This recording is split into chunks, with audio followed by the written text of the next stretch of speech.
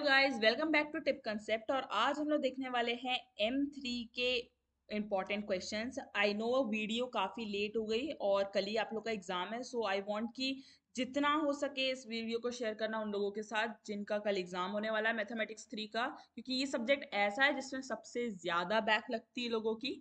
Okay और ये अच्छा खासा डिमांड करता है आपका। अगर न्यूमेरिकल पे कमांड है आपका तभी आप ये सब्जेक्ट निकाल सकते हो। ओके सो जो मैं अभी टॉपिक्स आपसे डिस्कस करने वाली हूँ वो सारे टॉपिक्स न्यूमेरिकल, ये पूरा पेपर ही न्यूमेरिकल है, बट एक दो टॉपिक ऐसे हैं जिसमें थ्योरी आ सकती है, तो you can score the theory part. ठीक है, जो मैं आपको टॉपिक्स बताऊंगी अगर आप वो प्रैक्टिस करके जाओगे तो हर टॉपिक से एक से दो क्वेश्चंस आएंगे ही आएंगे।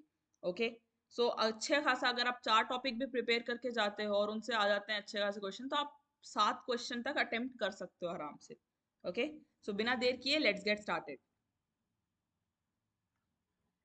पहला टॉपिक होने वाला है प्रोबेबिलिटी। प्रोबेबिलिटी पे अगर थ्योरी क्वेश्चन आना होगा तो ऐसे आ जाएगा, वेरिएंस पूछ देगा, एक्सपेक्टेशन पूछ देगा, ये जो टर्मिनोलॉजीज रहती है ना प्रोबेबिलिटी में, ओके वैसे पूछ देगा या फॉर्मूले पूछ सकता है। ठीक है, तो ये आपके थ्योरी पार्ट में आ जाएंगे। अदरवाइज मोस्ट कॉमन क्वेश्चन जो प्रोबेबिलिटी से आते हैं वो होते हैं डायरेक्ट प्रोबेबिलिटी निकालने वाले। तो यहाँ पे जैसे ये न्यूमेरिकल आ गया, ये न्यूमेरिकल आ गया, ओके ये न्यूमेरिकल आ गया या ये न्यूमेरिकल आ गया, ये डायरेक्ट क्वेश्चंस हैं, प्रोबेबिलिटी निकालनी है इन क्वेश्चंस में।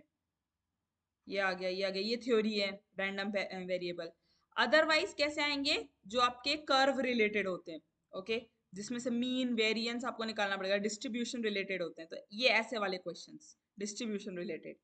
ये नॉर्मल वेरिएंस निकालना है, इसमें भी नॉर्मल वेरिएंस निकालना है। ओके तो प्रोबेबिलिटी पे श्योर आप देख सकते हो कि एक ही पेपर में 3 क्वेश्चंस आ गए प्रोबेबिलिटी पे। अगर आप कमांड, अगर आपको ये वाला डिस्ट्रीब्यूशन कर्व नहीं समझ में आता तो एटलीस्ट आप थ्योरी और जो डायरेक्ट क्वेश्चन रहता है वो तो आप अटेम्प्ट कर ही सकते हो।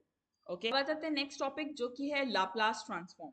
लाप्लास ट्रांसफॉर्म पे अगर थ्योरेटिकल बात की जाए तो जैसे एग्जिस्टेंशियल कंडीशन जो होती है लाप्लास की, वैसा थ्योरी क्वेश्चन आ सकता है, या फिर डिफाइन करना आ सकता है, मतलब लाइक प्रॉपर्टीज आ सकती है, जैसे कि ये क्वेश्चन एक दे रखा है, ये भी थ्योरी है। ओके ये भी थ्योरी है, तो ये सारे थ्योरेटिकल क्वेश्चन हो जाएंगे when it comes to Laplace transform. Otherwise most expected जो रहते हैं वो न्यूमेरिकल ही रहेंगे। ओके न्यूमेरिकल का मैंने जैसे कि यहाँ पे एग्जाम्पल दे रखे हैं, इनवर्स लाप्लास ट्रांसफॉर्म और लाप्लास ट्रांसफॉर्म के एग्जाम्पल दिए मैंने। Okay but you can not make sure कि यही ये क्वेश्चन रिपीट होगा। ओके तो प्रैक्टिस आप करना अपने अकॉर्डिंग, और आपको कंसेप्ट पता होना चाहिए कि लाप्लास ट्रांसफॉर्म अप्लाई कैसे करते हैं। ओके सो बाकी सारे तो आपके न्यूमेरिकल हैं, प्योरली ये न्यूमेरिकल ही आते हैं, बट थ्योरी में भी कई बार क्वेश्चंस आए तो मैंने आपके उसके टाइप दिखा दिए कि क्या टाइप आ सकता है। ओके फिर आ जाते हैं थर्ड टॉपिक।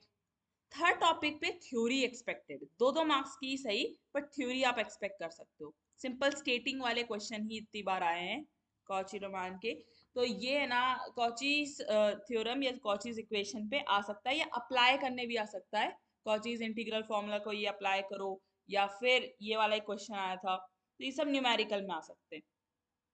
ठीक है मैंने मैंने बताया ना कि ये न्यूमेरिकल सब्जेक्ट है, तो मैं आपको हर टाइप के न्यूमेरिकल तो यहाँ पे स्क्रीनशॉट्स में नहीं लगा सकती, मैं आपको पैटर्न बता सकती हूँ कि कैसे थ्योरी और न्यूमेरिकल आता है। ओके और मैंने सारे पेपर देखे हैं, एक भी पेपर में न्यूमेरिकल रिपीट नहीं हुआ है। Okay every time numerical is different, किसी में भी रिपीट नहीं हुआ है। तो मैं कोई फायदा नहीं अगर मैं इतने सारे स्क्रीनशॉट्स लगा के आपको दिखा भी दूं।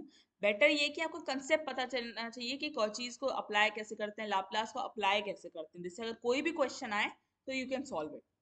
ठीक है फोर्थ आ जाता है आपका पार्शियल डिफरेंशिएशन।